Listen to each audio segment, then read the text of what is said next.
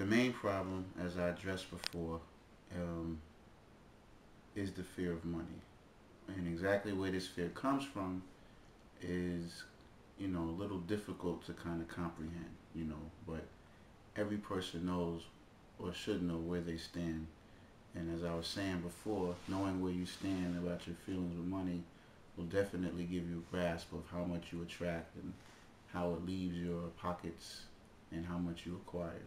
Um, a lot of people's fear of money is based in the fact that they don't think that they've never even seen themselves having a lot of money. They've only seen themselves in a relationship to money that's very linear. So they don't see themselves as having an abundance of money. And that means that their imagination is very little. So you're talking about the fear of money, you're talking about a limited imagination. Because when ask someone, so, what's your plans to get wealthy, or do you ever see yourself being wealthy or rich, they'll come at you with cliches or they'll lash out because they don't feel that, money, that much money is important, or millions of dollars or wealth is important. So you're dealing with a lack of imagination when you're talking about the fear of money. Because if you just had the gumption to just imagine yourself buying anything you want, obtaining anything you want, and things like that, then you'll start to open up within inside yourself and see that there's nothing that's impossible. But there's no way you can attract a lot of money to yourself not seeing yourself as having it, or not believing that that's something that you can attain. Most people don't want that. They say, I just want enough to get by. I don't know what that means, because even if you can't afford your bills, you're getting by. So imagination is definitely key. Also, a lot of people have they have a fear of success. They have a fear that they might actually make it. They might actually obtain wealth. They might actually make a lot of money. And when I say fear of success, a big part of that is the fear of the steps that they have to take. Because to be a success, you have to go through different things in your life that you're not familiar with. You have to change how you think, change how you feel, change how you do things. So fear of success, fear of actually accomplishing and being a better person is also one of the main components to having a fear of money. So that's very important. So this fear manifests in different ways. Like I said, fear of success and not having an imagination are definitely how fear manifests itself when it comes to material things and finance. So it's very important to have this conversation with yourself and ask yourself, do I fear success? How do I feel when I say, yeah, I want to be rich or I want to be wealthy?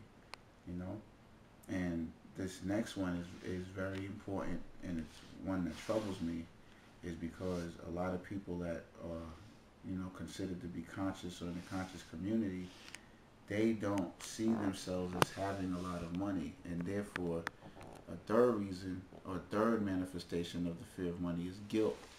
A lot of people feel guilty when they start referring to themselves as having abundance or having a lot of money. They feel guilty because they associate themselves with a lot of money as evil, or people with a lot of money as evil. And this is what I call it. This is the poverty mind.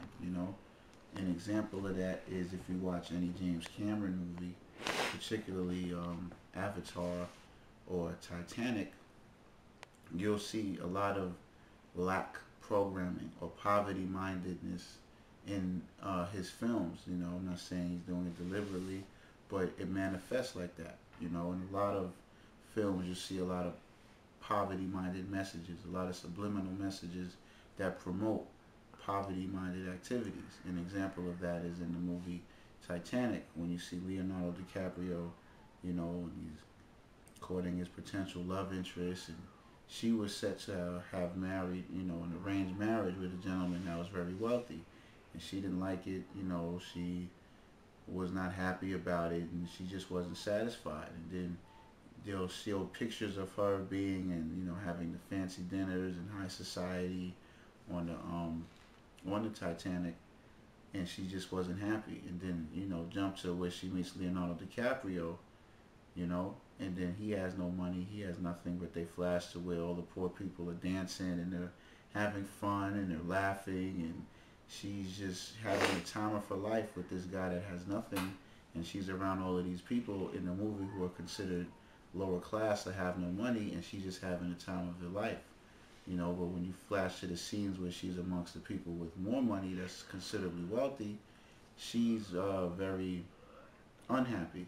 So subliminally, that's sending a message that, to be happy, you have to, be amongst people with no money, because they know how to have a good time. They're happy, they're free spirited, and money doesn't really mean much. As opposed to, being around people that do have money, you see them as evil, stuffy, boring. These are very subtle subliminal messages that you see in movies. Another one is Avatar. If you notice, Avatar, what a lot of people don't mention is that the backdrop and basis of that whole movie was finance. The whole reason that they even went to this whole nother part of, this place called Pandora was, to find resources, to find materials that would yield money, back on Earth. So that whole movie was kicked off because of the quest for finance.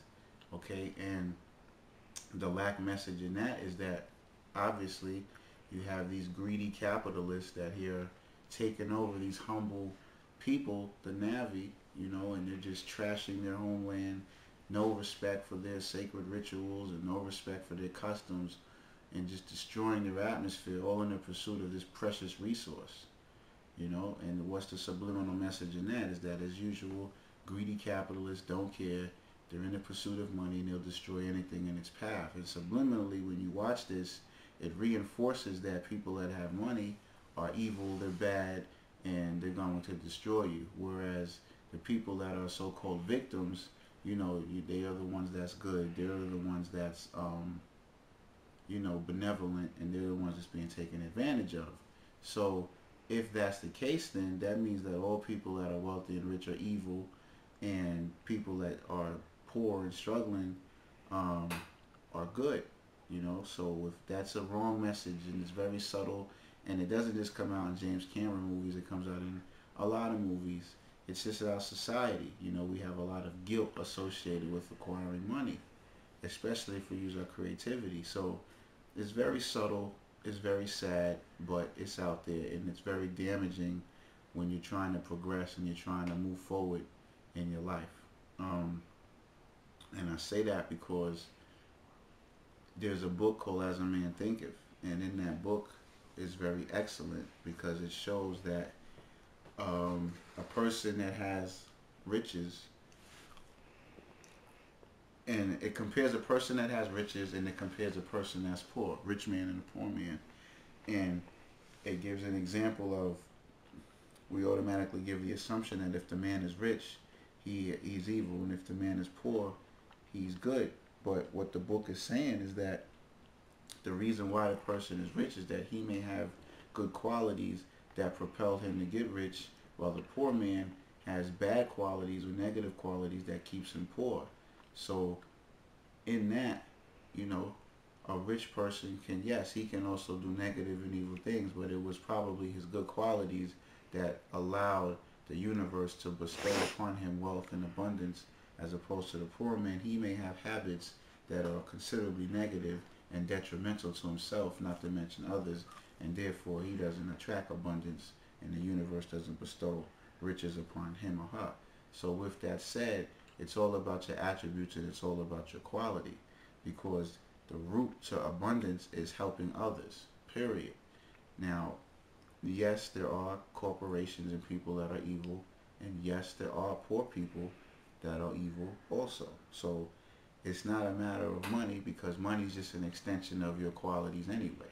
So whoever you are inside, those dollar bills, those greenbacks, that bank account, the larger it gets, the more it's going to magnify who you are. And you don't get abundance or wealth or materials or money unless you change what's inside of you, unless you develop, the core. So that's first. You know, money's it's an end result. It's what comes after the change is taking place. You know, it's not the beginning result. And anything you need, you got to make the change first, and then the money's a reward. You know, so that's very important to understand. So our fear of money is based on not wanting to step up to who we are. It's just another manifestation of how we shrink to the people around us. We shrink to the environment around us instead of letting our light shine out and letting ourselves grow and become huge. You know, we shrink, and we don't want to become huge and realize who we really are because we're scared of who we really are. And that affects our finance, because if you understood who you really are, then you will start to affect other people positively. And a result of that is people rewarding you materially. They'll be happy to do so because there's no price to a good feeling. You know, there's no price to a generosity, and there's no price to solving a person's problem. Is priceless, and the price that is put on these things is very high. You know, you ever leave an imprint on someone and they come back and they tell you, man, you changed my life, or something you said to me or something you did for me helped me out tremendously. That feeling that you get, that feeling that comes from that person is priceless, and they'll be happy to put a price on it just as a show of gratitude and thanks. So when you solve someone's problem, then major reward of that is material things. So get rid of the guilt with having money, and get rid of the guilt, or should I say the false perception, that people that have money are evil. You know, you have to look at a person's actions, you have to look at a person's character, and look at a person's deeds. And 10 to 1, if you are poor or broke or struggling, 10 to 1, you're not helping enough people with their problems, because to help someone with their problems is a generous thing. So if you was helping somebody or a bunch of people with their problems, then you will see it come back to you in the form of materials, because that's just how things operate on this density. So there's a lot of principles to money, there's a lot of principles to finance, but just keeping it real simple, you have to solve people's problems, you know, and that's a form of generosity. And if you could do that, I guarantee you that you will literally overnight see a difference in your bank account and in your pocketbooks. You know, even with myself, I already know that if I'm not helping solving people's problems and I'm not giving people what they want, then the money's not going to be there. You know, so you cannot be scared to have an imagination. You cannot be scared to be creative. You cannot have guilt with money, and you have to be okay with where you stand. And you have to also tell yourself that you want more if you want more. It's okay that you had the negative program, and it's okay if you don't have the money. But what's not okay is if you feel guilty about having the money. What's not okay is if you beat yourself up over having it. What's not okay is if you don't use your imagination to expand yourself to get you more. These things are not okay. Even if you didn't want to be rich, it's not okay to be confused about where you stand with finance. It's not. Even if you take a stand and say, I don't want to make any money. Good. Now you have a position that's clear. The universe understands your intention, and whatever comes to you will not be chaotic. So it doesn't matter how much you want. It doesn't matter your feelings about it, as long as you're clear. And then that's that. But the imagination is very key, because it is a sin. Anything that you do against your body that's harmful is a sin. That's the real sin. Anything harmful against your body is a sin. So if you are worried about money, worrying about money, struggling for money, if you're exchanging your precious physical time and energy in exchange for money, that is a sin, because it is taxing against your body. Now, I understand we all get into situations and you feel, because you don't have to do anything other than what your spirit dictates. Let's just get that clear. So if you ever feel that you have to work or do something for something physical, and if it's a contradiction to your spirit, then you don't have to do it. I don't care if you have children or family, your spirit is in charge, no matter what your situation goes through.